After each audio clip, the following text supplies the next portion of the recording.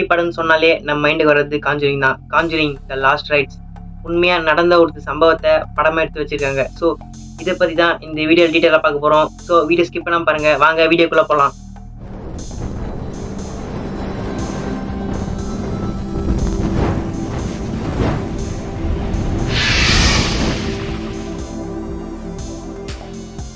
Hello viewers, welcome to the channel. So உண்மையான Conjuring பொறுத்த வரைக்கும் எட் அண்ட் லோரன் அவங்க டீல் பண்ற கேஸ் தான் படமா எடுப்பாங்க. பட் காஞ்சூரிங் லாஸ்ட் பார்ட், அதாவது காஞ்சூரிங் த லாஸ்ட் ரைட், இந்த பார்ட் எப்படின்னு கேட்டிங்கன்னா ஸ்மெல் ஃபேமிலியை பேஸ் பண்ணி எடுக்கப்பட்ட ஒரு ரியல் ஸ்டோரி தான். அதாவது ஒரு ஃபேமிலி 10 வருஷத்துக்கு மேலே பேய் கொடுமையில் அனுபவிச்சதாகவும் அந்த கேஸில் என்னதான் ஆச்சு, ஸோ கடைசியாக அவங்க தப்பிச்சாங்களா இல்லையா அப்படின்னு தான் டீட்டெயிலாக பார்க்க போகிறோம். 1977 ஜாக் அண்ட் ஜெனட் ஒரு ஹஸ்பண்ட் ஒய்ஃப் இருக்காங்க. ஸோ அவங்களுக்கு 2 பசங்க இருக்காங்க. அவங்க வந்து ரோட் ஐலண்ட் அப்படின்ற ஒரு இடத்துல ஒரு அழகான ஒரு பண்ணை வீட்டு குடி போறாங்க. ஆனா அந்த பண்ணை வீட்டுல அந்த இடத்துல எவ்வளவு மரணங்கள் நடந்திருக்கு, எவ்வளவு சாபம் இருக்கு, எவ்வளவு கர்மா சடங்குகள் அந்த வீட்டுல இருக்குன்னு சொல்லிட்டு குடி போன யாருக்குமே தெரியல. ஸோ இந்த இடத்துல இருந்தா கதையை ஸ்டார்ட் ஆகுது. ஸோ வீட்டுக்கு குடி போன அந்த டைம்ல நைட் நேரத்துல இவங்களுக்கு நிறைய பேரநார்மல் ஆக்டிவிட்டிஸ் நடக்க ஆரம்பிச்சிருக்கு. ஸோ பேரநார்மல் ஆக்டிவிட்டிஸ்னா எந்த மாதிரின்னு கேட்டீங்கன்னா கது வந்து தானா திறக்கிறது, தானா மூடுறது, அது மாதிரி நடந்திருக்கு. ஸோ இவங்க நினைச்சிருக்காங்கன்னா கது வந்து காத்துக்கு தான் தானா மூடுது, காத்துக்கு தான் தானா திறக்குது, காத்துக்கு தான் டமான்னு கது வடிக்குது அப்படின்னு நினைச்சிருக்காங்க.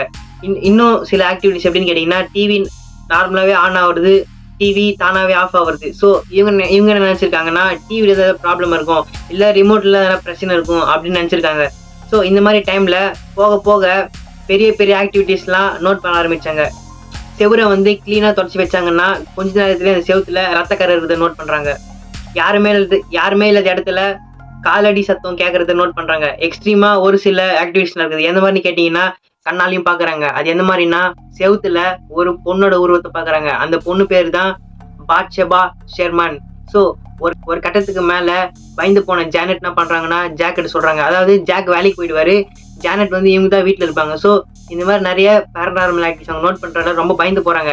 ஜாக் கிட்ட போய் சொல்றாங்க இந்த மாதிரி நிறைய அமானுஷமான விஷயங்கள் நடக்குது, நம்ம வேணா வீடு வேற மாத்திட்டு போயிடலாம் அப்படின்னு சொன்ன உடனே ஜாக் என்ன சொல்றான்னு கேட்டீங்கன்னா உனக்கு என்ன புத்தி இது கெட்டு போச்சா, மொத்த காசு போட்டு இந்த வீட்டை நான் வாங்கியிருக்கிறேன், எது நடந்தாலும் பேயாவது ஏதாவது இங்கதான் நம்ம இருக்கோம் அப்படின்னு சொல்லிட்டு ஜாக் வந்து அவங்க ஒய்ஃப் கிட்ட கோவமா பேசுறாரு. ஸோ இது நடந்த அன்னைக்கு நைட்டு அவங்க 2 பேரும் மறக்கவே முடியாத ஒரு சம்பவம் நடக்குது. நைட்டு ஜாக் அண்ட் ஜெனட் அவங்க வீட்டுல தூங்கிட்டு இருக்காங்க. தூங்கிட்டு இருக்கும்போது அவங்க பெட்ரூம்ல ஜெனட்டை யாரோ டச் பண்ற மாதிரி ஒரு ஃபீல் பண்றாங்க. ஸோ பயந்து போன ஜெனட் ஏந்திருங்க என்னை யாரோ டச் பண்றாங்க அப்படின்னு ஜாக் கிட்ட சொல்ல ஜாக்கும் ஏந்திரிச்சு பாக்குறாரு. ஜாக்குக்கும் யாரோ அவங்கள டச் பண்ற மாதிரி ரியலா ஒரு மனுஷன் விட்டு ஒருத்தர் டச் பண்ணா எப்படி இருக்குமோ அந்த மாதிரி ஃபீல் பண்றாங்க. ஸோ பயந்து போன ஜாக் அண்ட் ஜெனட் வந்து அவங்களுக்கு ஒரு கட்டத்துல புரிஞ்சு போச்சு கண்ணுக்கு தெரியாத ஒரு அமானுஷமான விஷயம் இந்த வீட்டுல இருக்குது அப்படின்னு. பயந்து போன ஜாக் அண்ட் ஜெனட் என்ன சொல்றாங்கன்னா இந்த விஷயத்த பசங்களுக்கு தெரியாம பாத்துக்கோ, பசங்க வந்து இது தெரிஞ்சிச்சுன்னா ரொம்ப பயந்துருவாங்க அப்படின்னு நினைக்கிறாங்க. இது நடந்து மறுநாள் காலையில ஜாக் அண்ட் ஜெனட்டோட பசங்க என்ன பண்றாங்கன்னா ஒரு லைட்டு கீழே உட்காந்து ஏதோ ஹோம்ஒர்க்கோ ஏதோ சம்திங் எழுதிட்டு இருக்காங்க. லைட்டு கீழே விழுது, அவங்க மேலே விழுது லைட்டு. ஆனா கொஞ்ச நேரத்துல அவங்க தப்பிச்சுறாங்க, அவங்களுக்கு எதுவுமே ஆகல. ஸோ இதை நோட் பண்ண ஜாக் அண்ட் ஜெனட் என்ன பண்றாங்கன்னா இதுக்கு மேல இது நம்ம பசங்களை விட்டு வைக்காது அப்படின்னு சொல்லிட்டு அவங்க பொறுமையை மீறி ஒரு செயல் ஒன்று செய்யறாங்க. என்னன்னா எட் அண்ட் லோரன், அதாவது நீங்க பார்த்துருப்பீங்க காஞ்சூரிங்னாலே பேய் ஓட்டுறதுக்கு எட் அண்ட் லோரன் வருவாங்க. அவங்க ஒரு ஃபாதர் ரெஃபர் பண்ணுவாங்க. அந்த ஃபாதர் வந்து ப்ரேயர் போட்டு பேயை ஓட்டிடுவாரு. ஸோ இந்த கான்செப்ட் என்ன பண்றாங்கன்னா அவங்களுக்கு தெரிய வருது. So Ed and Lorraine contact பண்றாங்க. அவங்க வந்து பண்ணி அவங்க கிட்ட இந்த மாதிரி எங்க வீட்டுல நிறைய அமானுஷமான மர்மமான சம்பவம் நிறைய நடக்குது, இதனால எங்க உயிருக்கு ஆபத்து வரலாம், நாங்க வந்து இவ்வளவு நாள் வந்து ரிஸ்க் எடுத்து இந்த வீட்டுல அவங்க உயிர் வந்துட்டு இருக்கோம், நீங்க வந்து கொஞ்சம் ஹெல்ப் பண்ணுங்க அப்படின்னு எட் அண்ட் லோரன் கிட்ட கேட்க அவங்க வீட்டுக்கு வந்து ஃபுல்லா செக் பண்ணிட்டு இருக்கும்போது அவங்களுக்கு ஒரு ட்விஸ்ட், ஒரே ஒரு பேய் தான் எல்லாரையும் டார்ச்சர் பண்ணுது அப்படின்னு நினைக்கும் போது மொத்த வீட்டுக்குமே அந்த எட் அண்ட் லோரனுக்குமே வச்ச ஒரு ட்விஸ்ட் என்னன்னா அங்க இருக்கிறது ஒரு பேய் கிடையாது, அங்க இருக்கிறது வந்து 4 பேய். அதாவது ஒண்ணு வந்து வயசான லேடி, இன்னொன்னு வந்து ஒரு யங் லேடி, ஸோ இன்னொன்னு வந்து கோவமான ஒரு ஆளு, 4வது தான் த டீமன் சாத்தான்.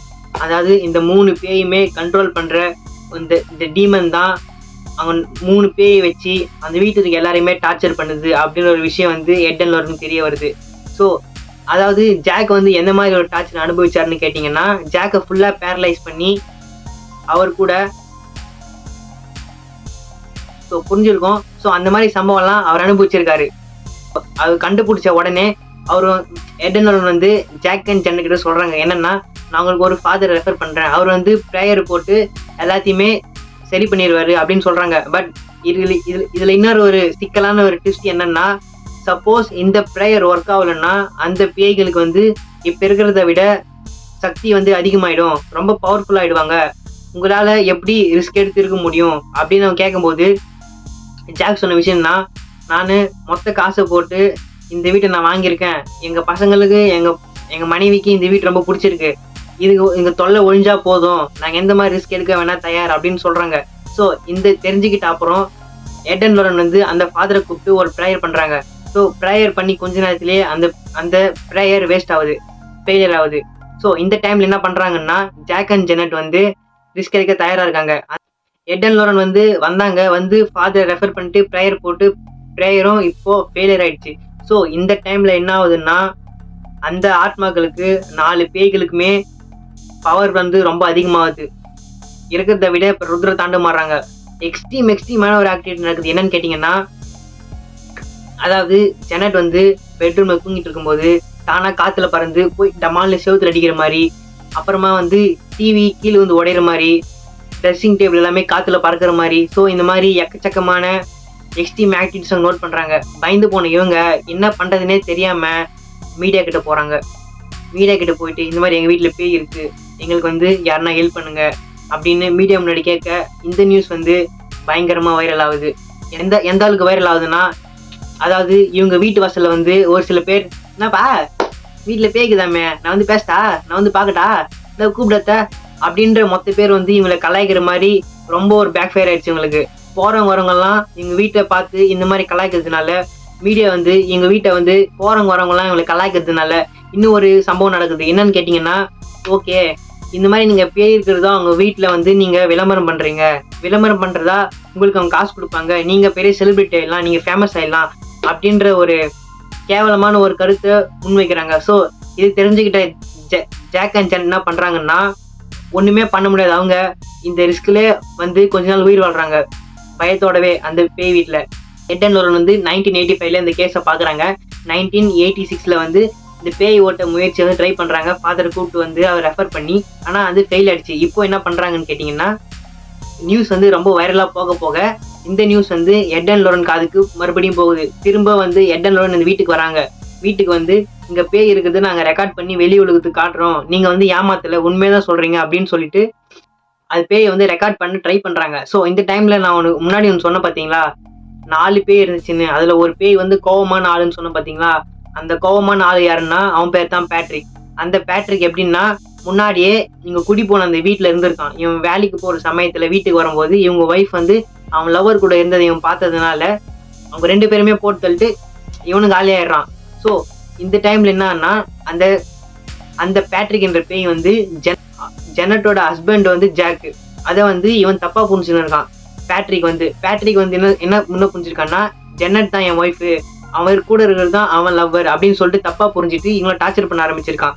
ஸோ இந்த மாதிரி அதை வந்து 3 பேயுமே கன்ஃபியூஸா இருக்கிறதுனால எங்லேடி வயசான ஒரு பேய், அப்புறமா வந்து இந்த கோவமான ஒரு ஆள், இந்த 3 பேயுமே கன்ஃபியூஸா இருக்கிறதுனால அந்த 4ஆவதா இருக்கிற டீமன் வந்து இவங்களுக்கு எல்லாருமே வந்து கண்ட்ரோல் பண்ணி டார்ச்சர் பண்ண வைக்கிறது ஈஸியா இருந்திருக்கு. ஸோ அப்புறம் என்ன ஆச்சுன்னு கேட்டீங்கன்னா, எடன் லோரன் வந்து ரெக்கார்ட் பண்ணாங்கன்னு சொன்ன பாத்தீங்களா, அதை வந்து ரெக்கார்ட் பண்ணி வெளியுலகு சொல்றாங்க, இந்த மாதிரி வந்து பேய் இருக்கு, இவங்க வந்து பொய் சொல்லல, இவங்க வந்து உண்மைதான் சொல்றாங்க அப்படின்னு சொல்லும் போது யாராவது ஹெல்ப் பண்ணலாம் அப்படின்லாம் எந்த ஒரு எண்ணமே கிடையாது நியூஸ் மக்களுக்கு. ஸோ இந்த மாதிரி எடன் லோரன் மட்டுமே 1988 ஒரு பெரிய ஒரு ரிச்சுவலை ஒன்று பிளான் பண்றாங்க. அதாவது எல்லாருமே கூப்பிட்டு வச்சு ரவுண்டா நின்று அந்த 4 பேய் ஓட்டத்துக்கு ஒரு ரிச்சுவலை ஒன்று பிளான் பண்றாங்க. 1989 ரிச்சுவல் வந்து ரொம்ப பெருசா போகுது, ரொம்ப பயங்கரமா போகுது. ஸோ இதை பார்த்து அந்த 4 பேயுமே அந்த ஆக்டிவிட்டிஸ் நிறுத்திட்டு அங்கேருந்து போயிடுச்சா, இல்லை இந்த ஆக்டிவிட்டிஸ் நிறுத்திடுச்சா, இல்லை இந்த பேய் வந்து அடங்கிடுச்சா, இல்லை எங்கேயாவது போயிடுச்சா அப்படின்னு வந்து எல்லாருக்குமே டவுட். ஏன்னா அந்த ரிச்சுவலுக்கு அப்புறமே அந்த வீட்டில் எந்த ஒரு ஆக்டிவிட்டியுமே நடக்கல அப்படின்னு சொல்றாங்க. இது வந்து உண்மையா நடந்த ஒரு சம்பவம் தான் இந்த கான்ஜரிங் த லாஸ்ட் ரைட்ஸ். இதை தான் வந்து படத்துலையும் காமிச்சிருக்காங்க. படத்துல வந்து கேமரா சூப்பரா இருக்கு, சிஜி வந்து நல்லா பண்ணியிருக்காங்க. ஸோ ஜெம்ஸ்கர்ஸ் நிறையா இருக்கு. ஸோ பசங்க கூட போனீங்கன்னா அலோவ் பண்ண மாட்டாங்க கண்டிப்பா. இது வந்து A சர்டிஃபைட் படம் தான். ஸோ நீங்க மட்டும் போய் தனியா பாருங்க.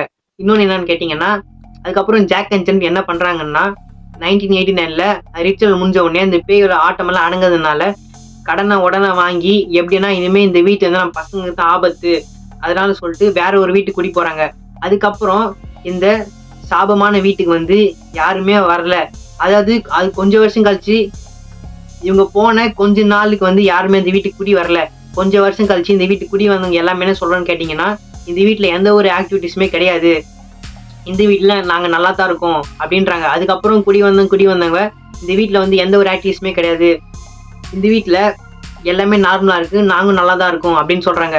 ஸோ இதோட இந்த கதை வந்து முடியுது. ஸோ படம் வந்து கான்ஜரிங் ரிலீஸ் ஆயிருக்கு. ஸோ மறக்காம மிஸ் பண்ணாம போய் தியேட்டர்ல பாருங்க. இந்த மாதிரி இன்ட்ரெஸ்டிங்கான உண்மையான சம்பவங்கள் நடந்த உங்களுக்கு ஹாரரான ஸ்டோரி, மிஸ்டியான ஸ்டோரி வேணும்னா நம்ம சேனலை சப்ஸ்கிரைப் பண்ணி ஒரு லைக் பண்ணிட்டு போங்க. So signing off, bye bye. Video பத்தின உங்க தாட்ஸை கமெண்ட்ல ஷேர் பண்ணுங்க. ஸோ யாருக்கெல்லாம் கான்ஜரிங் பிடிக்கும் பிடிக்கலன்னு கமெண்ட்ல ஷேர் பண்ணுங்க.